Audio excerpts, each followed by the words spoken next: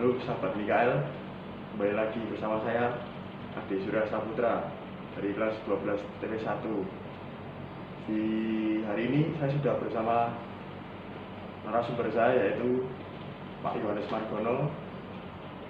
Beliau menurut saya adalah guru yang inspiratif yang ada di SMK Mikael ini. Saya persilakan Pak Margono untuk perkenalan diri terlebih dahulu. Baik, terima kasih Mas Ade dan juga terima kasih rekan-rekan semua. Mungkin ada pepatah mengatakan tak kenal maka tak sayang. Nama saya lengkap itu Yohanes Margono. Saya kebetulan dilahirkan dari seorang ibu ya. Orang kakek ibu satu. Tahun 66, berarti saat ini sudah berusia 55 tahun. Jadi 55 jalan. Nanti persisnya bulan September itu 56 tahun. Dan puji Tuhan bahwa sampai hari ini masih kerasan ya, masih suka berkarya khususnya di Kolese Mikael dan lebih khusus lagi di SMK Mikael masuk tahun ke-34. Artinya apa teman-teman? Bahwa sebuah profesi yang saya geluti itu karena saya suka dengan profesi itu. Nama saya itu, kemudian tempat tinggal puji Tuhan sudah diberi Tuhan lewat perumahan di daerah Maduasih, Colomadu. Itu tempat tinggal walaupun secara KTP beda. Kenapa? Karena memang dulu saya awalnya pernah tinggal di daerah Gajahan, Pasar Kliwon. Jadi sampai hari ini kenapa nggak ganti domisili, karena datanya sampai pusat pun sudah pakai yang lama. Mungkin itu dulu. Bahkan kalau nama panggilan tergantung konteksnya. Kalau di sekolahan dipanggil Pak Mar, beberapa teman itu kalau saya di MGBK manggil saya Pak Yu. Tapi ada lagi yang manggil kalau pas kondisinya agak tidak terlalu formal, itu panggilan dengan Pak Kupon. Gitu dulu ya. Perkenalan saya. Mungkin berikutnya Mas Adi mau tanya apa? Untuk selanjutnya itu di SMK Mikael ini Pak Margono mengajar sebagai apa? Baik, terima kasih. Mungkin ini agak di flashback sebentar ya. Yang jelas saya itu latar belakang pendidikan basicnya itu mekanik. Karena saya dari STM, jurusan mesin produksi dulu namanya. Ya, teknik industri sebenarnya. Ya, teknik industri. Kemudian berjalannya waktu, saya itu agak tertarik dengan bidang pendampingan. Sehingga pada tahun 2004 lah. Ya, 2004 saya kemudian mencoba untuk belajar lagi dan saya ngambil bidangnya lebih ke psikologi pendidikan dan bimbingan, atau dalam trennya sekarang guru BK.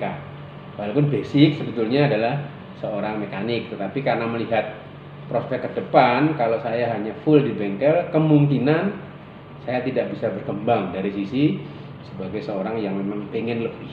Itu sih yang melatar belakang kenapa lalu saya, ini bahasa kerennya itu selingkuh ya. Jadi seorang mekanik masuk ke orang konselor dalam bahasa yang keren gitu. Ada yang bisa saya sampaikan terkait dengan jadi kalau gurunya guru BK dengan konseling. Berarti sudah tidak mengajar lagi di bagian farmasinan, tidak? Sudah. Per 2012 itu waktu itu kepala sekolahnya Romo Agus mengatakan, "Udah Pak Margono sekarang full saja di bagian pendampingan." Jadi kalau ada apa-apa dia tidak bingung mencarinya. Sehingga saya mulai itu terus intens sampai hari ini. Itu terkait dengan guru apa gitu ya. Untuk Pak Margono sendiri, SMK Mikael itu bisa dijelaskan seperti apa selama Bapak bekerja di sini? Baik, terima kasih Mas Adi. Ini menarik teman-teman. SMK Mikael seperti apa? Saya mulai mengenal SMK Mikael praktis tahun 86 karena saya belajar 2 tahun di sini. Dan awal-awal agak asing ya, karena masih menjadi seorang ya LLM mahasiswa gitulah atau pelajar di PDT dan PPT, tapi melihat beberapa anak Mikael zaman dulu ya, jadi mohon maaf memang mereka kelihatan begitu PD-PD-nya ya, jadi secara tampilan, kalau ngomong, kalau jalan itu pokoknya ya jelas sekali. Artinya bahwa anak-anak itu yang masuk di Mikael awal-awal saya bergabung itu memang anak-anak yang betul-betul punya keinginan. Bahkan sejauh yang saya tahu dulu itu rasionya bisa mencapai 1:5. Artinya apa? 1 yang diterima, 5 itu yang tidak. Jadi memang cukup kompetitif. Sehingga yang masuk memang benar-benar anak-anak hebat. Sehingga lalu tahun-tahun awal saya masuk, tahun 88 mulai bergabung itu betul-betul sekolah-sekolah lain itu kalau mendengar namanya SMK Mikael pasti akan merasakan sesuatu yang lain karena mereka melihat SMK Mikael itu sungguh mewarnai. Apalagi kalau teman-teman mencermati simbol kami itu kan CTE ya. Jadi Center of Technical Education atau Pusat Pendidikan Teknik, di mana ada terbukti. Jadi mulai tahun 90-an ya, itu lalu setelah Menteri Rawuh sini kita menjadi sebuah pusat pendidikan teknik. Artinya zaman itu sampai beberapa tahun ke depan belakang ini memang kita leader untuk di manufaktur terkait dengan SMK Mikael begitu. Tadi kan Bapak bilangnya itu siswa SMK Mikael itu mewarnai gitu. Ya. Nah, itu bisa dijelaskan mewarnai itu seperti apa, Pak? Baik, terima kasih. Jadi begini, contoh yang paling simpel konkret ya. Saya melihat sekali bahkan mencermati bahwa anak-anak kami baik itu yang masih aktif maupun yang sudah lulus itu dia akan selalu menjadi ambil bagian peran. Misalkan kalau dia seorang Katolik atau Kristen atau bahkan Muslim, dia pasti punya andil, entah sebagai apa. Ini yang sungguh saya bangga karena apa? Karena belajar di sekolah itu kan tidak hanya sebatas pengetahuan keterampilan, tetapi juga harus mampu bagaimana aku itu berbagi. Berbagi itu tidak harus dalam bentuk harta ya, tapi bagaimana aku punya waktu untuk berbagi itu. Dan juga pada saat masuk ke industri, kenapa tadi kata mewarnai itu muncul, mereka menjadi semacam leadernya. Ya. Oh ini harus begini gitu ya. Orang Jawa mengatakan babas alas. Itu kalau dia masuk di suatu industri baru, dia pasti akan mencoba memberikan nuansa baru. Supaya industri yang nanti dia pakai untuk bekerja, entah memang dia akan stay di sana, atau hanya sebatas mencari pengetahuan dan pengalaman, tapi pasti ada suatu perubahan. Dan itu dirasakan oleh beberapa industri. Contoh yang pernah saya kunjungi, ya saya nyebut salah satu industri yang di daerah Kudus.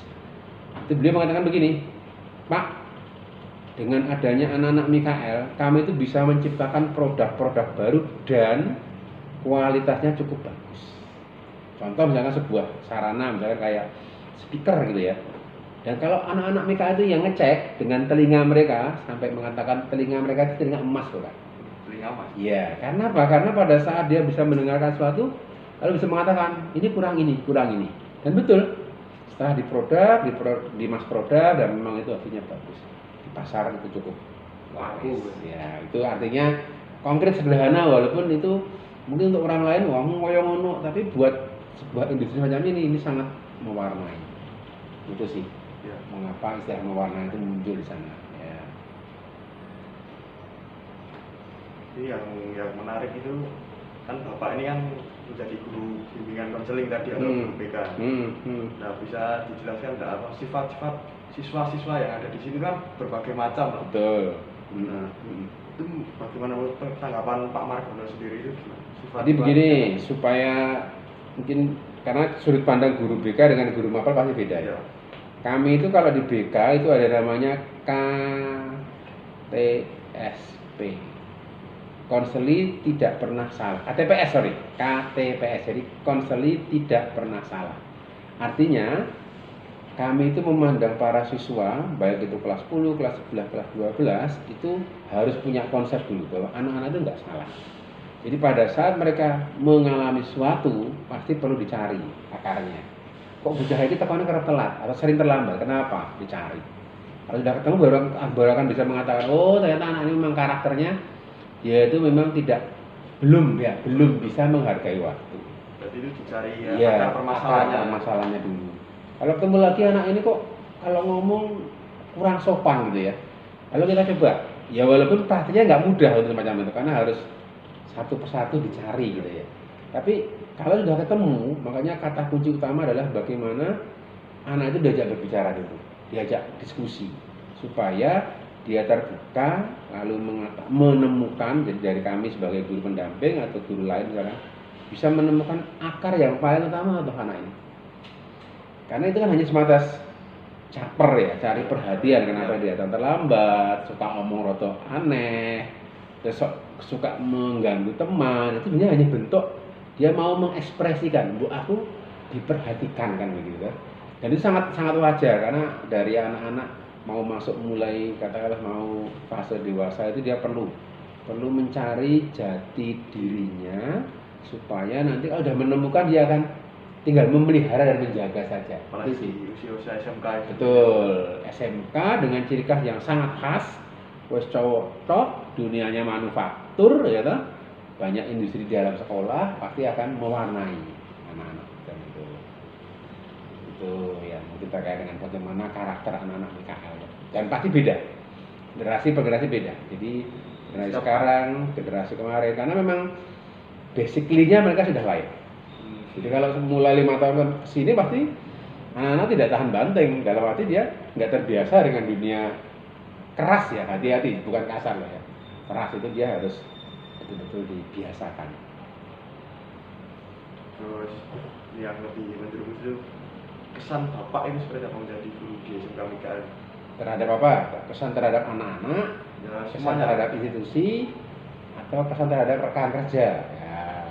Ya bisa boleh dijelaskan semuanya kalau. Baik, terima kasih. Pertama yang mau saya katakan pasti saya bangga. Jadi salah satu dewan guru yang ada di SMK PKL dari sekian banyak. Kenapa saya bisa mengatakan bangga?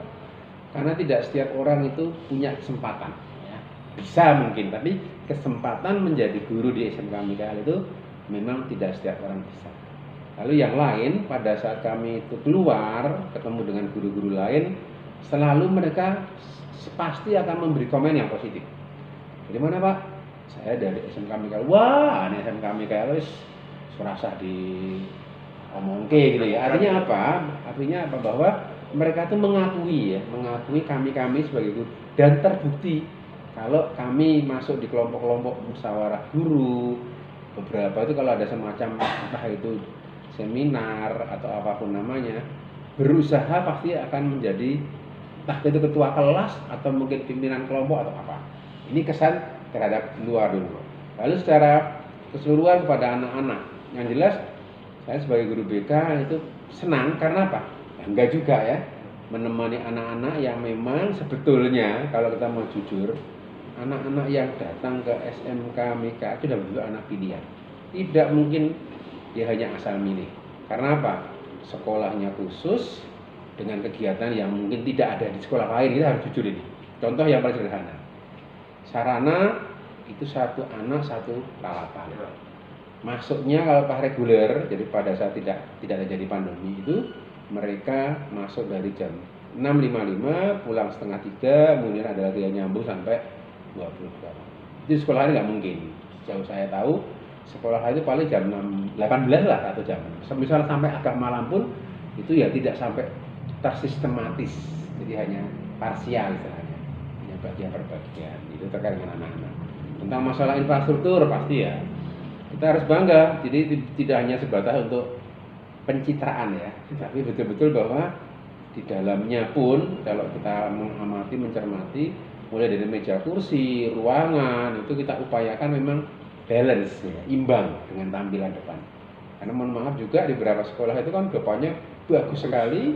Tapi pada saat kita masuk ke ruangan melihat kursi, meja itu seakan-akan tidak pernah dirawat, bahkan tidak ada proses penggantian. Padahal itu pendukung ya, pendukung betul, siswa, iya, semangat apa belajar. belajar. Iya, betul. Itu sih kalau saya punya. Tapi yang jelas kita masih harus banyak peluang-peluang untuk perbaikan ke depan. Itu Mas Ade terkait dengan pesan saya sebagai guru di SMK MIK. Yang tadi Pak Mas bilang kan ada kesan terhadap rekan kerja tadi. Iya.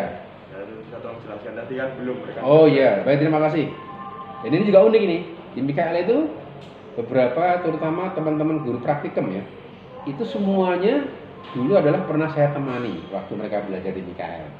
Dan pada saat mereka sudah masuk bergabung menjadi guru atau tenaga pendidik, ya sudah, kami yang memang pernah menemani ya memang masih welcome, artinya tidak kemudian mengesampingkan apa muridku orang, tapi bagaimana bahwa sekarang dia menjadi rekanan ya, rekan kerja, dan saya sebagai pribadi tidak akan malu bertanya, misalkan tidak tahu apa ya saya tanya, karena apa? Memang pada saat kita berkomunikasi itu akan muncul sebuah dinamika ya, ini dalam bahasa Jawa orang sing ngarani kebon nusuk budal. Nah, ini yang menarik, itu butuh keberanian ya, butuh keberanian. Jadi saya pasti harus mau bahwa saya harus tanya dengan, sehingga saya kalau memanggil teman-teman itu jarang saya panggil dengan Pak, kecuali memang beberapa rekanan yang saya umurnya mungkin agak agak levelnya sama, tapi kalau yang teman-teman saya panggilnya Mas.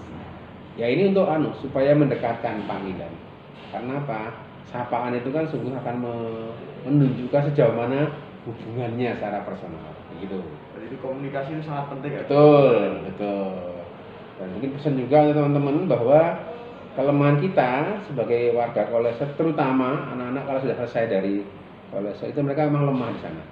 Bahkan muncul kemarin keprihatinan, anak Mikael itu baik dan bisa mengerjakan, tapi kalau untuk mengkomunikasikan mereka masih lemah. Jadi perlu banyak belajar terkait dengan komunikasi yang sifatnya itu mempresentasikan. Personal ya. Iya, mempresentasikan sesuatu, apalagi di depan pimpinan atau di depan yang lain, mereka harus banyak belajar. Sampai hari ini, bukan hanya yang angkatan, tapi hari ini tuh sama. Kemarin keluarnya masih sama. Silahkan anak-anak diberi kesempatan untuk belajar tentang masalah komunikasi. Nah, paling terakhir Pak. Baik. Pesan untuk orang-orang muda yang usianya SMK nih. Ke depannya harus seperti apa? Bapak bisa memberi pesan-pesan untuk mereka. Oke, terima kasih. Jadi kalau untuk teman-teman semua, terutama kaum muda, entah itu sekolah dimanapun, khususnya kalau yang di SMK ya, atau yang mau milih, saya hanya pengen berpesan bahwa zaman itu berubah, kondisi juga berubah, dan pastilah tantangan juga akan berubah. Tapi yang memang harus terus-menerus kita pertahankan adalah masalah karakter. Saya selalu membuat tulisan di sana, ada 5 gitu ya. Disiplin, tanggung jawab, kerja keras, kreatif, dan jujur.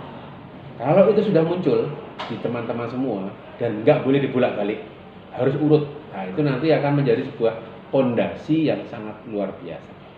Entah mau untuk bekerja, entah mau untuk kuliah, bahkan juga menjadi pondasi teman-teman kalau masuk menjadi panggilan yang lain, misalkan menjadi pastor, jadi pendito, atau jadi ustadz. Jadi dia kalau sudah punya itu, punya kedisiplinan, tanggung jawab, kerja keras, kreatif, dan jujur, saya yakin zaman seperti apapun berubah, itu hanya casingnya, tapi teman-teman punya sebuah pondasi yang kuat, dan itu sungguh menjadi bukti otentik, bukti konkret bahwa hidup teman-teman itu akan lebih punya makna. Karena apa?